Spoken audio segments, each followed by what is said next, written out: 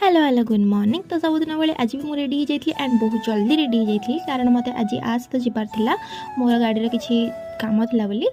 तो तापर मुझे पहुँच जाती मो ट्रेनिंग रूम रे एंड मु बहुत जल्दी बाहर जाइए तो मुझे खाई ही आसी नी। तो जेहेतु मो मैम बसते मुझे चुपचाप कर खाऊली बट ये हारामे दीटा मोर वीडियो कैप्चर कर कारण मुझे लुचि लुचि खाऊली बोली। तापर दिन लंच रे भात डाली चिकेन एंड सैलड आसला बेलू टी आईब्रो सेप कर तो मो जीवन में आग को बढ़े कि न बढ़े मोर गोटे वीक्रे मोर आईब्रोटा कि बढ़ी जाए। तो मुझे बहुत दृढ़ विश्वास नहीं कि मुझे जाऊँ कारण मत ये जिनस को बहुत ही डर था। देन मुझे वेट करी बाबा बाबा मत नहीं घर को जी बोली बट बाबा आसी ना गोटे भाई को छाड़ देती तो मो भाई सहित पलि आसती। तब इवनिंग मुझे जलखिया करने एंड ये मोर यमी यमी मैगी रेडी हो जाता आम शेष करदे। ये मो बाबा भी पहुँच जाते बाबा चाह बनई तो मत दिनटा ये खत्म होता।